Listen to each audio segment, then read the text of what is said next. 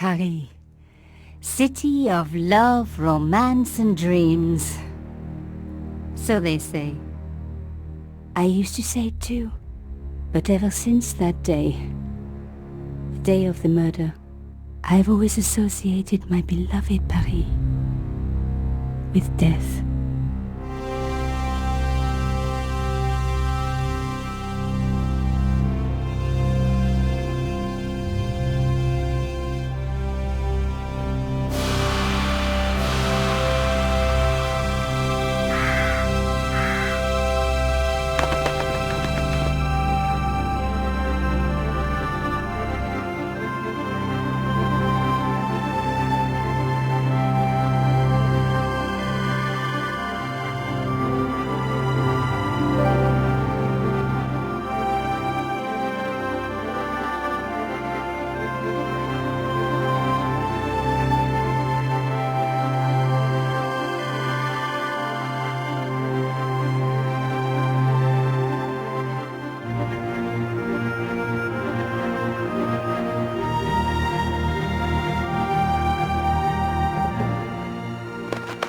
I was at home having a bath when my editor called.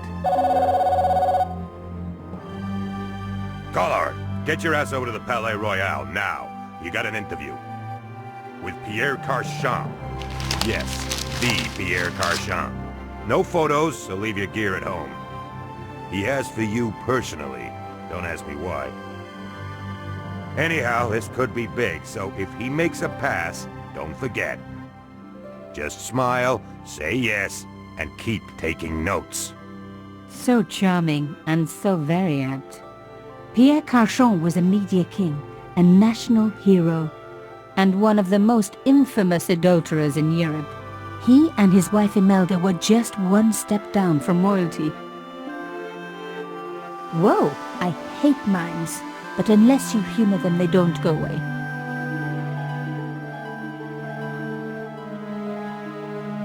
Here I was, the palace of the Media King and the Ice Queen.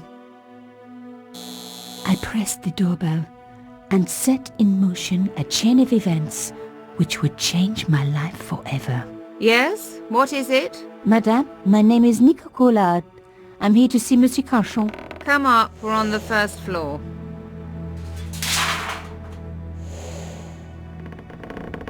Madame Carchon, it's a pleasure to meet you.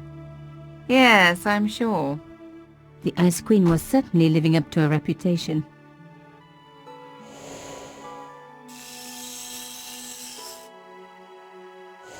Will you be staying for the interview? Mademoiselle, I know little of my husband's business affairs, and I care even less. I certainly have no intention of watching him pore over yet another pretty little journalist. Pretty? You're too kind, madame.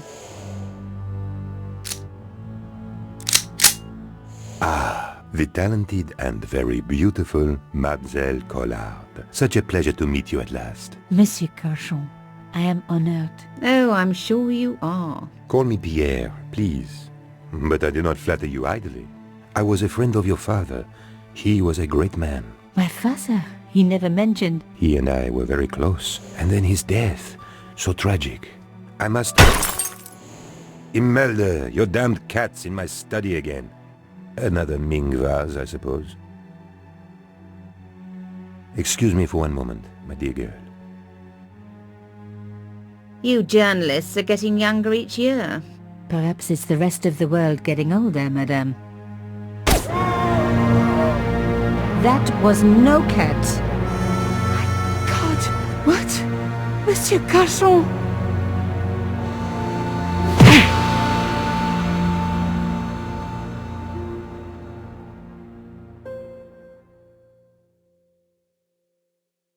He's dead. I must call the police. You'd better stay here. There was a man. It was the mime. Do you think he...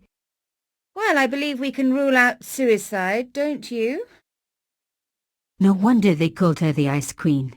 She would have been top of my list of suspects if I hadn't seen the attacker myself. And if I hadn't come across a couple of murders just like this already.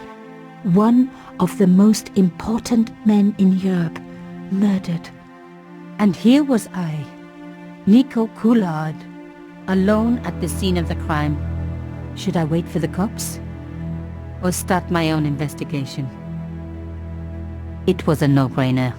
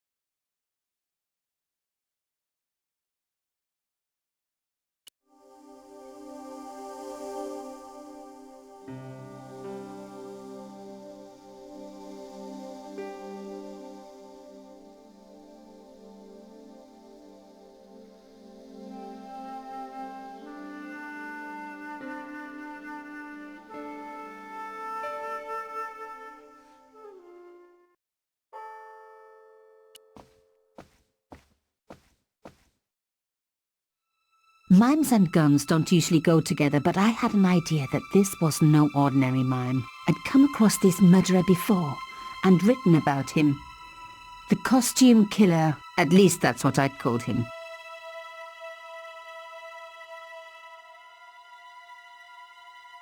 I closed his eyes. It was the least I could do for the poor fellow. It was one of my hair clips.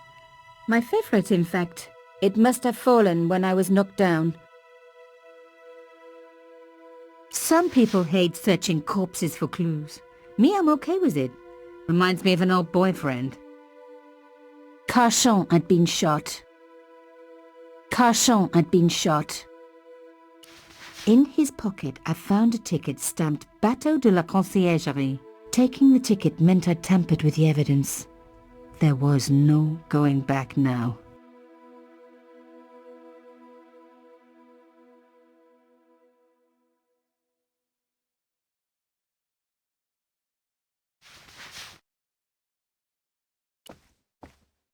A bust of Pierre Carchon, humble servant of La France.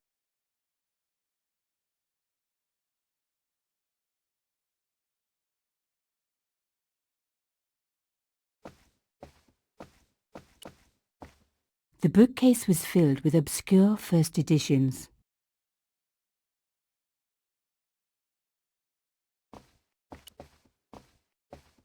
Pierre Carchon again.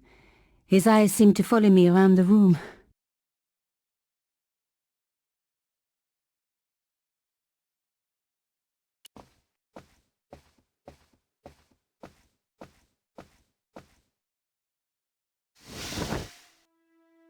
A small round piece of glass had been cut out of the pane. This was a professional job. I didn't want to cut myself and leave blood on the glass. Call me old-fashioned, but I like to keep my DNA to myself.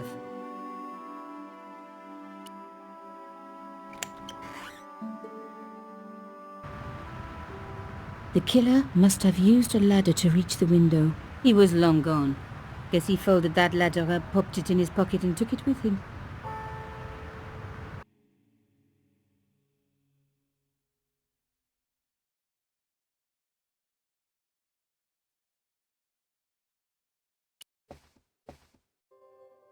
The police could turn up at any minute. Somewhere there were clues to the murder, and I needed to find them.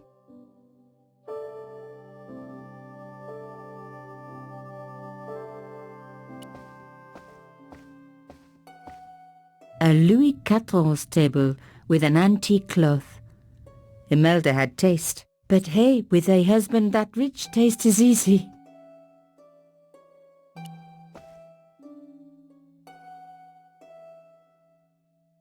I reckoned that cloth might just turn out to be useful. Even my fingernail wouldn't fit into such a small hole.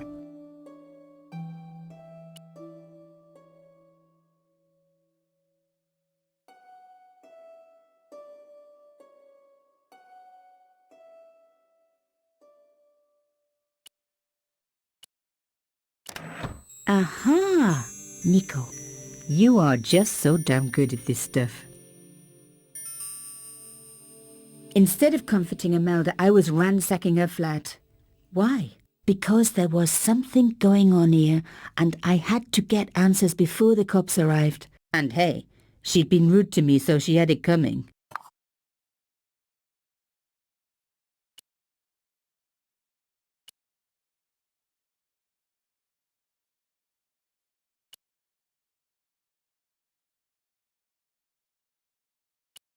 A medieval pageant. Original, no doubt. The tapestry must have cost a fortune.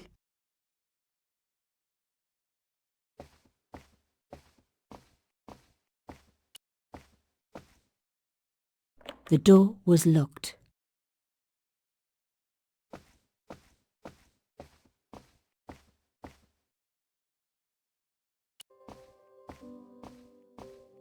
It was a tube of acrylic paint. French ultramarine. Just the colour I was after for my bathroom. I'm sorry, I have to go. Someone is... Young lady, what are you doing? Oh, this paint. It's my favourite colour. For God's sake, keep the damn stuff.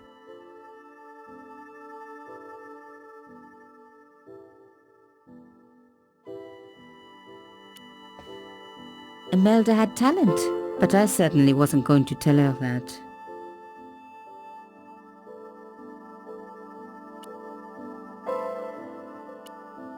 A key. Maybe a safe key. The tube of paint from Imelda's easel, French ultramarine. The cloth was embroidered with an unusual symbol. It was a boat ticket stamped Bateau de la Conciergerie. When I was a little girl, Papa used to take me on the Bateau Mouche as a treat.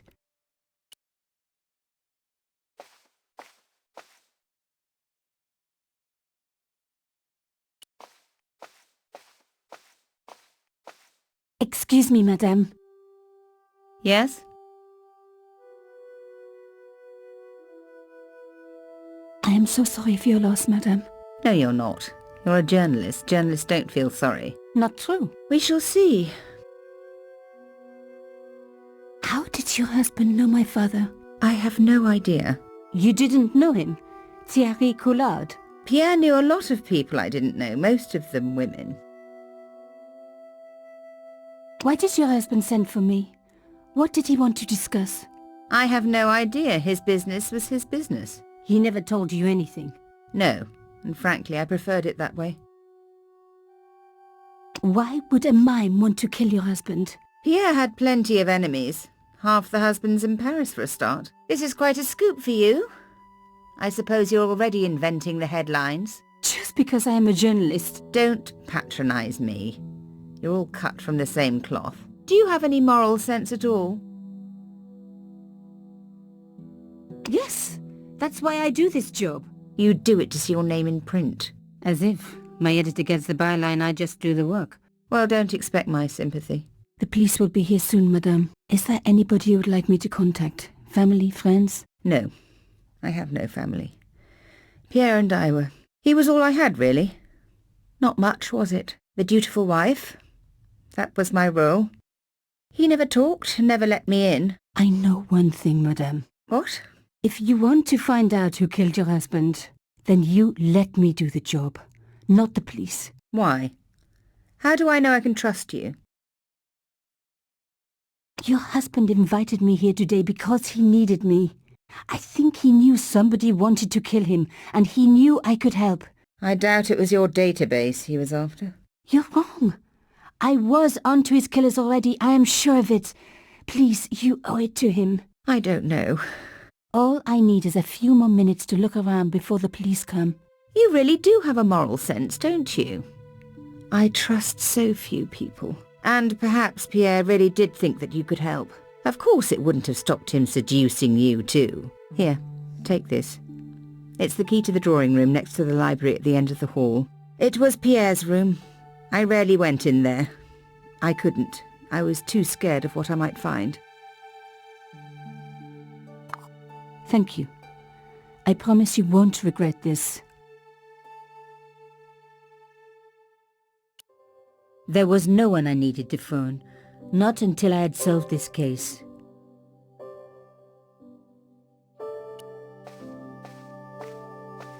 I thought of leaving, but was sure there was more to find.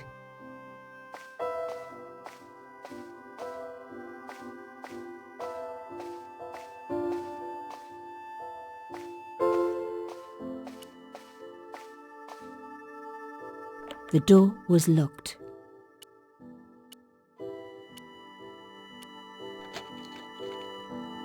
Now we were getting somewhere.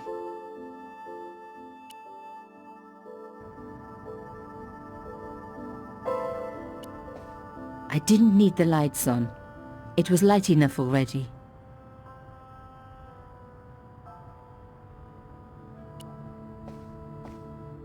The painting showed the Carchons together, in love.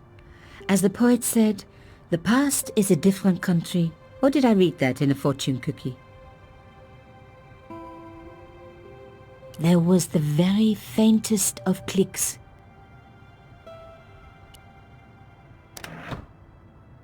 Behind the picture was a safe.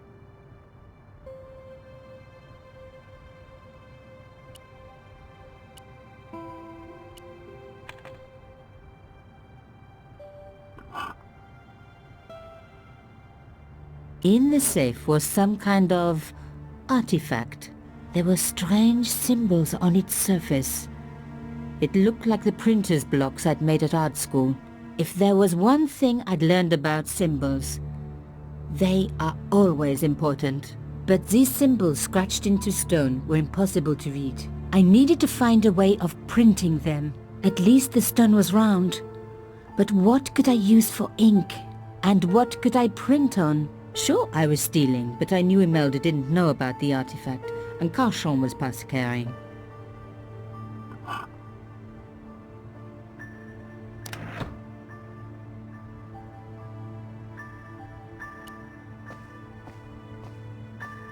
This wasn't the time for me to lie on the sofa doing my Marie Antoinette impression, though it is very popular at parties, especially with gay guys. Don't ask me why.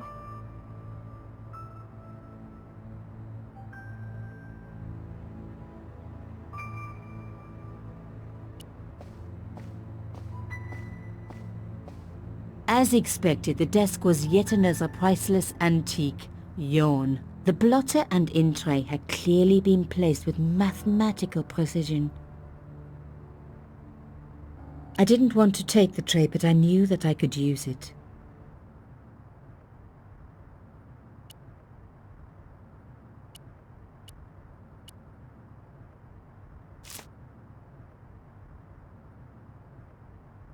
I'd spread blue paint over the bottom of the tray.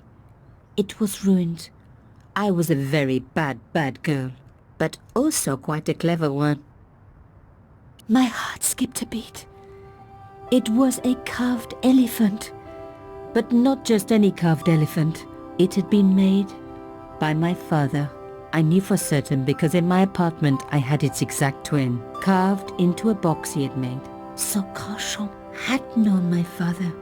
They really must have been friends. I decided to take the carved elephant. It clearly meant nothing to Imelda.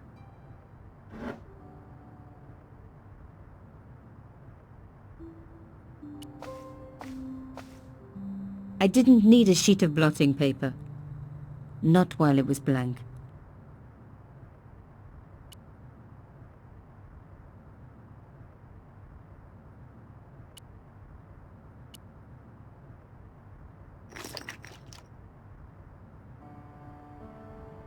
I rolled the artifact in the paint until it was completely coated. An antique tray with paint spread all over it. Not a lot I could do with that. I didn't need a sheet of blotting paper. Not while it was blank.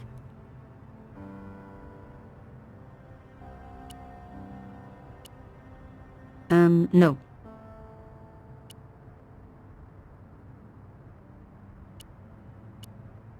No.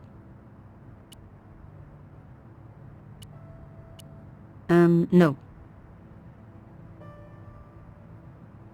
An antique tray with paint spread all over it. Not a lot I could do with that.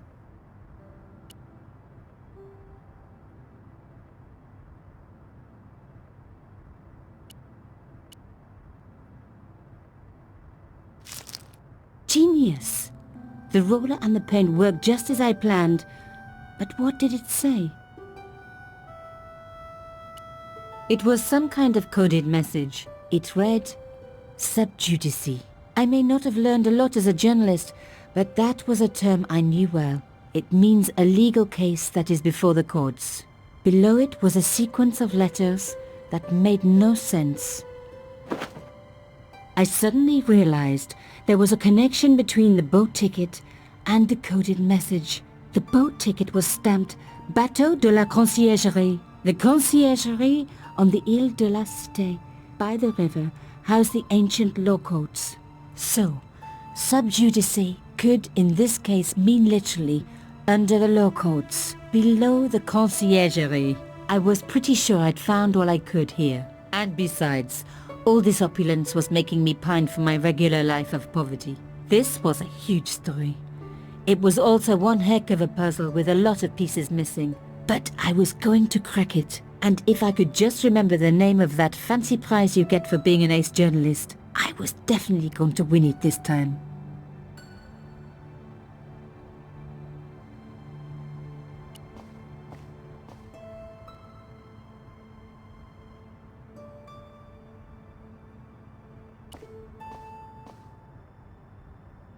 Locked. Not surprising, really.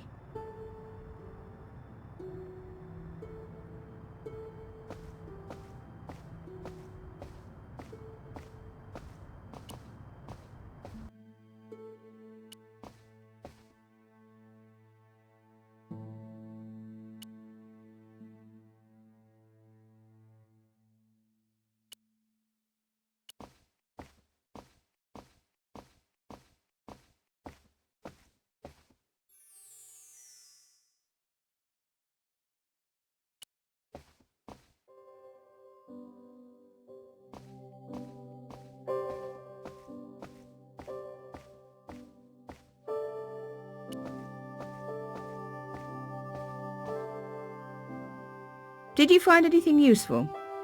This carving, do you know anything about it? It was Pierre's. What does the statue have to do with... Please, I need to know. He was given it by a friend, something to do with Africa. He never explained any more. No, but I think it was important to him, always on display. Why? It was carved by my father. Oh, I see. I didn't know. Imelda, I will do everything I can to find the killer. Thank you, my dear. And if the police ask... Don't worry. You were never here. Sub judice was the key. I was going to have to find a way under the Conciergerie. I decided to head straight for the quayside on the Ile de la Cité. If there was a way of getting under the Conciergerie, it would have to be from there.